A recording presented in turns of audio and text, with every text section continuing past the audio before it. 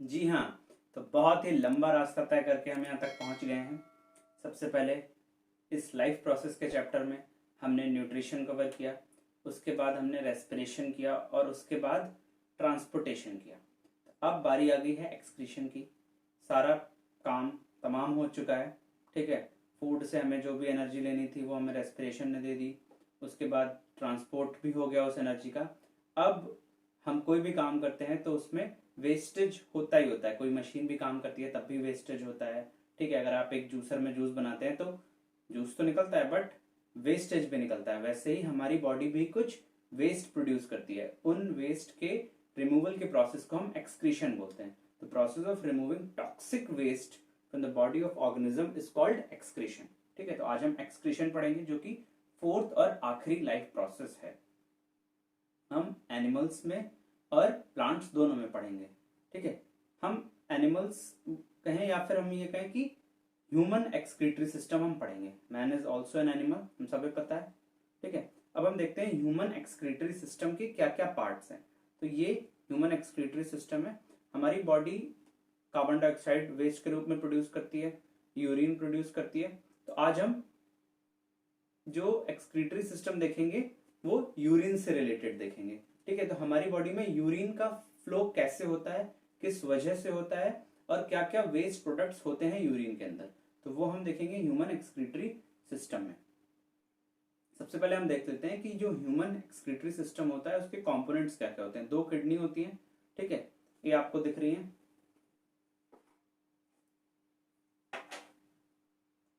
These are the kidneys. ये एक kidney थोड़ी सी नीचे है और एक ऊपर है क्योंकि यहाँ पे लिवर प्रेजेंट होता है, ठीक है। तो ये बीन शेप्ड की होती है। It is in the size of fist of the hand, ठीक है, हाथ के साइज की होती है। यूरिनरी ब्लैडर है, ये यूरिनरी ब्लैडर है, इसमें यूरिन कलेक्ट होती है, ठीक है। ये यूरेथ्रा है जहाँ से यूरिन पास आउट होगी और ये दो यूरेटर पाइप्स हैं ये जिनसे यूरिन फ्लो होके यूरिनरी ब्लैडर में आती है, ठीक है। और रीनल आर्टरी और रीनल वेन्स। अब रीनल कब लगाते हैं हम, जब एक्सक्रीटरी सिस्टम के केस में आर्टरीज यूज करते हैं हम तो हम वर्ड रीनल लगाते हैं, ठीक है। आर्टरी हमें पता है हार्ट से ब्लड को लेके जाती हैं all parts of the body, और वेन्स क्या करती हैं, from all parts of the body to heart. तो ये कुछ एक्सक्रीटरी सिस्टम के पार्ट्स हैं। अब देख लेते हैं जो किडनीज होती हैं वो लोकेटेड होती हैं एब्डोमेन के ईदर साइड में, दोनों साइड में एक एक किडनी लोकेटेड है, ठीक है। फंक्शन ऑफ किडनी क्या है, फंक्शन ऑफ किडनी अभी हम पूरा इसके अंदर भी जाएंगे कि नेफ्रॉन्स होते हैं इसके अंदर और वो कैसे वर्क करते हैं, पूरा डिटेल में पढ़ेंगे। अभी हम सिर्फ एक ओवरव्यू ले रहे हैं। जो फंक्शन ऑफ किडनीज है वो है पॉइजनस वेस्ट को रिमूव करना और एक्सेस वाटर को ब्लड से रिमूव करना, ठीक है। Urine produce in kidney passes to the ureters. उसके बाद यूरिन प्रोड्यूस होगी यहाँ पे किडनीज में, वो पास करेगी ये यूरेटर्स में, ठीक है। और ये मैंने आपको बताया ये यूरेटस में जो यूरिन पास आउट होगी वो इस यूरिनरी ब्लैडर में जाके कलेक्ट हो जाएगी और यूरेथ्रा से पास हो जाएगी एट सम पर्टिकुलर टाइम, ठीक है। The purpose of urine is to filter out waste products, ठीक है। ब्लड के अंदर वेस्ट प्रोडक्ट्स होते हैं क्योंकि ब्लड एक क्या है, ट्रांसपोर्टिंग टिश्यू है। अब ब्लड में क्या होता है, जो भी हम न्यूट्रिशन लेते हैं उसमें से कुछ वेस्ट प्रोडक्ट्स भी होते हैं, तो वो वेस्ट प्रोडक्ट्स भी ब्लड में ही रहते हैं, ठीक है। उन वेस्ट प्रोडक्ट्स को ब्लड से बाहर निकालने का काम कर रही है kidney. Kidney is like a filter. जैसे आपके घर में आरओ फिल्टर होता है तो पानी से वेस्ट प्रोडक्ट्स को निकाल के हमें प्योर पानी देता है, ठीक है। वैसे ही किडनी क्या कर रहा है कि ब्लड से वेस्ट प्रोडक्ट्स को बाहर निकाल के प्योर ब्लड को बॉडी में सप्लाई कर देता है। और जो वेस्ट प्रोडक्ट निकलते हैं, जैसे आरओ में दो आउटलेट्स होते हैं, एक आउटलेट से फ्रेश वाटर आता है और एक आउटलेट जो बाहर की तरफ होता है, एक पतला सा पाइप होता है, उससे गंदा पानी बाहर निकलता है। तो वैसे ही जो गंदगी है जो कि यूरिन की फॉर्म में है वो बाहर निकल जाती है यूरेथ्रा से और ब्लड प्योरीफाई होकर फिर बॉडी पार्ट्स में चला जाता है। अब देखते हैं किडनी के अंदर क्या होता है। किडनी के अंदर होते हैं नेफ्रॉन्स, मिलियंस ऑफ नेफ्रॉन्स होते हैं, ठीक है। और नेफ्रॉन्स क्या करते हैं, फिल्टरिंग यूनिट का काम करते हैं। जैसे आरओ में हमारे यहाँ मेम्ब्रेन्स लगी होती हैं, वैसे ही इन किडनीज में नेफ्रॉन्स होते हैं जो कि फिल्टरिंग यूनिट का काम करते हैं। ये एक नेफ्रॉन का स्ट्रक्चर है, इसको आप सिंपल फॉर्म में भी बना सकते हो। ये बोमेन्स कैप्सूल है, इसको आप सिंपल फॉर्म में बना सकते हो, इसको कर्ल करके, और ये कलेक्टिंग डक्ट बना देना। कलेक्टिंग डक्ट किस फॉर्म में है? कलेक्टिंग डक्ट ये जाके कनेक्ट होती है यूरेटर से, ठीक है। कलेक्टिंग डक्ट मतलब इसमें कलेक्ट होती है यूरिन। अब हम देख लेते हैं कि जो नेफ्रॉन्स हैं इनको हम बोलते हैं basic filtration unit of kidney. तो इनमें क्या क्या है? Basic filtration unit in the kidney is a cluster of very thin walled blood capillaries, इनको हम ब्लड कैपिलरीज भी बोलते हैं, नेफ्रॉन्स, ठीक है। Each kidney has a large number of nephrons, her kidney में मिलियंस ऑफ नेफ्रॉन्स होते हैं, जैसा कि मैंने आपको बताया, जो कि बहुत ही ज्यादा क्लोजली पैक्ड होते हैं। Nephrons consist of a cup shaped structure called Bowman's capsule. ये बोमेन्स कैप्सूल है, ठीक है, जो कि फॉर्म कर रहा है, इसके अंदर ग्लोमेरुलस है, जिसमें कि cluster of very thin walled blood capillaries हैं, जो कि ग्लोमेरुलस फॉर्म कर रहा है, ठीक है। उसके बाद जो कि cup shaped structure Bowman's capsule है, इसके बाद क्या फॉलो कर रहा है? एक ट्यूबुलर स्ट्रक्चर, ठीक है, इसको हम ट्यूबुलर पार्ट ऑफ नेफ्रॉन बोलते हैं, जो कि ट्विस्टेड है। अगर आप इतना टफ डायग्राम नहीं बना सकते एग्जाम में, तो आप सिंप्लीफाई कर सकते हो इसको ट्विस्ट करके, और उसके बाद ये कलेक्टिंग डक्ट से कनेक्ट हो जाएगा, कलेक्टिंग डक्ट में यूरिन पास आउट होगी। अब हम देखते हैं कि नेफ्रॉन करता क्या है, क्या फंक्शंस है इसके, और एक्चुअली में यूरिन का फिल्ट्रेशन परफॉर्म कैसे होता है। तो ये नेफ्रॉन का स्ट्रक्चर आपको समझ में आ गया। Nephron helps in filtering nitrogenous waste such as urea, ये चीज मैं आपको बता चुका हूं। The blood entering the glomerulus contains, अब यहां से बहुत ही इंपॉर्टेंट कहानी शुरू होती है। जो ग्लोमेरुलस में ब्लड आता है उसमें क्या होते हैं? उसमें वेस्ट भी होते हैं और जरूरी चीजें भी होती हैं, जैसे कि ग्लूकोज, ठीक है, कुछ इंपॉर्टेंट न्यूट्रिएंट्स भी होते हैं उसमें, क्योंकि ब्लड है तो उसमें तो दोनों चीजें होंगी, वेस्ट भी होगा और न्यूट्रिएंट्स भी होंगे। अब ये जो फिल्टर है ये बहुत ही इंप्रूव्ड फिल्टर है, आप ऐसे समझो। ये क्या करेगा? इस सब चीज को फिल्टर नहीं करेगा, ये सिर्फ वेस्ट को ही फिल्टर आउट करेगा, ठीक है। ऐसा नहीं कि उसमें से ब्लड आ रहा है तो उसमें से सब कुछ निकाल दिया बाहर, नहीं, ये सिर्फ वेस्ट प्रोडक्ट्स को ही फिल्टर करेगा, और जो बाकी चीजें हैं जो कि हमारी बॉडी के लिए जरूरी न्यूट्रिएंट्स हैं उनको वापस से ब्लड में भेज देगा। किस तरह से? द फिल्ट्रेट, फिल्ट्रेट मीन्स जो कि फिल्टर होने के लिए आया है, ब्लड जो है उसको फिल्ट्रेट बोला गया है। उसमें क्या हो सकता है? कुछ यूजफुल सब्सटेंसेस हो सकते हैं, जैसे कि ग्लूकोज, जो कि हमारी बॉडी के लिए जरूरी है, अमाइनो एसिड्स, और कुछ सॉल्ट्स, ठीक है, विच आर सिलेक्टिवली रीएब्सॉर्ब्ड। सिलेक्टिवली रीएब्सॉर्ब्ड मतलब जो जो जरूरी है, जैसे ब्लड के लिए जरूरी ग्लूकोज है, अमाइनो एसिड्स है, तो इनको सिलेक्टिवली रीएब्सॉर्ब कर लिया जाता है ब्लड में।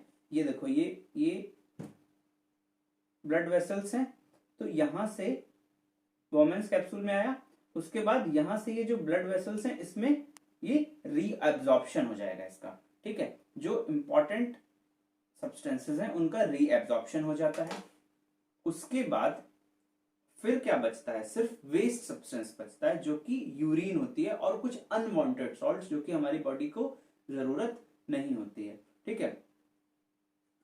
सारा इंपॉर्टेंट चीजें फिल्टर आउट हो गया, और जो वेस्ट बचा वो आगे ट्रांसफर कर दिया गया ट्यूबुलर पार्ट में, ठीक है। अब नेफ्रॉन्स जो हैं वो इस यूरिन को कैरी करते हैं इनटू द कलेक्टिंग डक्ट। ये कलेक्टिंग डक्ट, ये जो एक पाइप सा बना है, ठीक है, ये जाके कनेक्ट हो जाता है यूरेटर से, ठीक है। उसके बाद ये जो यूरिन है ये पास हो जाएगी यूरिनरी ब्लैडर में, और जहां से ये पास हो जाएगी हमारी बॉडी से बाहर चली जाएगी थ्रू यूरेथ्रा। तो ये फंक्शंस है नेफ्रॉन के। आपको जो मेन बात याद रखनी है वो ये याद रखनी है कि ब्लड बोमेन्स कैप्सूल में एंटर करता है, वहां पे उसका सिलेक्टिव रीएब्सॉर्प्शन होता है, मींस जो इंपॉर्टेंट सब्सटेंसेस हैं like glucose and amino acids वो फिर से ब्लड में रीएब्सॉर्ब हो जाते हैं, और ब्लड वापस से चला जाता है, और जो वेस्ट प्रोडक्ट्स है वो बाहर चले जाते हैं, और वो यूरेथ्रा के थ्रू हमारी बॉडी से रिलीज कर दिए जाते हैं। अब हम देख लेते हैं कि डायलिसिस क्या होता है। डायलिसिस आपने सुना भी होगा कि जिसकी किडनियां खराब हो जाती हैं वो लोग डायलिसिस कराते हैं। डायलिसिस में होता क्या है कि ब्लड बाहर लिया जाता है, और इस ब्लड में यूरिन है, ठीक है। अगर यूरिन को टाइम टू टाइम पास नहीं किया गया तो वो हमारे बॉडी में इकट्ठा होता जाएगा और वो एज अ पॉइजन एक्ट करने लगेगा, जिससे कि हमारी डेथ भी हो सकती है अगर यूरिन रिलीज नहीं हुआ। ठीक है, तो अब अंदर तो नेफ्रॉन्स काम नहीं कर रहे, किडनी काम नहीं कर रही, बट ब्लड को तो फिल्टर करना ही करना है। तो एक पूरा सेटअप लगाया जाता है जिसको कि हम डायलिसिस मशीन बोलते हैं। उसमें क्या करते हैं कि ब्लड को बाहर निकाला गया, जिसमें कि वेस्ट प्रोडक्ट्स भी हैं, उसको एक मेम्ब्रेन से पास कराया गया जिसमें एक डायलिसिस सोल्यूशन भी होता है, और वहां से फ्रेश ब्लड वापस से हमारी बॉडी में भेज दिया जाता है। और जो सोल्यूशन होता है उसमें कुछ जो वेस्ट प्रोडक्ट्स हैं जो कि यूरिन है वो रह जाते हैं, फिर टाइम टू टाइम हमें उस डायलिसिस सोल्यूशन को चेंज करना पड़ता है। तो इस तरीके से जो फ्रेश ब्लड है अब उसको बॉडी में भेज दिया गया, उसमें से यूरिन निकाल ली गई है। इस प्रोसेस को डायलिसिस बोलते हैं, बहुत ही ज्यादा कॉस्टली होता है। Dialysis is the process of removing nitrogenous waste product such as urea from the body by using artificial kidney. इसको हम आर्टिफिशियल किडनी भी बोलते हैं। ठीक है, dialysis is done in the case of kidney failure. अब हम बात करेंगे एक्सक्रीशन इन प्लांट्स में। ठीक है, तो प्लांट्स में एक्सक्रीटरी प्रोडक्ट क्या है प्लांट के लिए? ठीक है, वेस्ट प्रोडक्ट क्या है? अगर हम बात करें तो मेन वेस्ट प्रोडक्ट है प्लांट के लिए water vapour, oxygen and carbon dioxide. ठीक है, अब आप कहोगे कि सर वाटर वेपर तो समझ में आता है, ऑक्सीजन समझ में आता है, बट कार्बन डाइऑक्साइड कैसे वेस्ट प्रोडक्ट है? कार्बन डाइऑक्साइड तो वो लेते हैं। कार्बन डाइऑक्साइड ऐसे वेस्ट प्रोडक्ट है क्योंकि रात के टाइम पे प्लांट्स ऑक्सीजन लेते हैं और कार्बन डाइऑक्साइड रिलीज करते हैं, बट दिन के टाइम पे प्लांट्स ऑक्सीजन रिलीज करते हैं और कार्बन डाइऑक्साइड लेते हैं। इस वजह से रात के टाइम पे प्लांट्स के लिए carbon dioxide is waste product और दिन के टाइम पे oxygen is waste product. The oxygen produced during the process of photosynthesis is removed through stomata। हमें पता है प्लांट्स में एक्सक्रीशन, गैसेस का अगर एक्सक्रीशन हो रहा है तो वो स्टोमेटा के थ्रू होता है। ठीक है, the carbon dioxide produced in the process of respiration is also removed through stomata. Carbon dioxide भी जो कि रेस्पिरेशन के टाइम पे प्रोड्यूस होती है वो भी स्टोमेटा के थ्रू ही रिलीज होती है। तो ऑक्सीजन और कार्बन डाइऑक्साइड दोनों ही स्टोमेटा से रिलीज होती है। इट मीन्स कि प्लांट्स में एक्सक्रीशन होता है स्टोमेटा के थ्रू। एक्सेस ऑफ वाटर जो कि वाटर वेपर के फॉर्म में होता है वो ट्रांसपिरेशन के थ्रू रिलीज होता है। हमने ट्रांसपोर्टेशन में आपको पढ़ाया कि ट्रांसपिरेशन क्या होता है। आपने कभी कभी देखा होगा कि प्लांट्स के ऊपर ऐसे कुछ ड्रॉपलेट्स आ जाते हैं, तो ये एक्सक्रीशन हो रहा है। Some waste products are stored as resins and gums. ठीक है, रेजिन्स और गम्स की फॉर्म में। देखो कभी कभी आपने देखा होगा ऐसे रबर ट्री में। ठीक है, तो कुछ वेस्ट प्रोडक्ट्स रेजिन्स और गम्स की फॉर्म में भी एक्सक्रीट होते हैं प्लांट्स में। Some other waste products are removed along with dead cells। Plants के डेड सेल्स रिमूव होते हैं when plants lose some parts। कभी कभी प्लांट्स अपनी लीव्स को लूज करते हैं तो वो भी टाइप ऑफ एक्सक्रीशन होता है। तो प्लांट्स में कितने टाइप के एक्सक्रीशन हो गए? सबसे पहले तो गैसेस का एक्सचेंज, जिसमें कि ऑक्सीजन और carbon dioxide as a waste product release होते हैं sometime during day and sometimes during night. और वाटर वेपर ट्रांसपिरेशन के थ्रू, ये भी एक एक्सक्रीटरी प्रोडक्ट है। रेजिन्स और गम्स ये भी एक्सक्रीटरी प्रोडक्ट्स हैं। और dead parts of the plant such as dead leaves, वो भी एक एक्सक्रीटरी प्रोडक्ट है प्लांट के लिए। तो इसी के साथ ये चैप्टर समाप्त होता है पूरी तरीके से। चारों पार्ट मैंने कंप्लीट कर दिए हैं। नेक्स्ट वीडियो में मिलते हैं जिसमें कि हम इसके सारे एनसीईआरटी क्वेश्चंस कर लेंगे। बिलीव मी गाइस, अगर आपने इसके प्रॉपर नोट्स बना लिए, क्योंकि मैंने एनसीईआरटी की एक भी लाइन नहीं छोड़ी है, कुछ भी नहीं छोड़ता हूँ मैं, सारे इंटेक्स क्वेश्चंस और सारे एनसीईआरटी क्वेश्चंस भी कवर करूंगा, क्योंकि इस चैप्टर में कोई भी सिलेबस डिडक्शन नहीं किया है सीबीएसई ने इस बार। तो ये काफी बड़ा चैप्टर था, इसलिए मैंने इसको 4 पार्ट्स में कवर किया है। आई होप आपको पसंद आया होगा।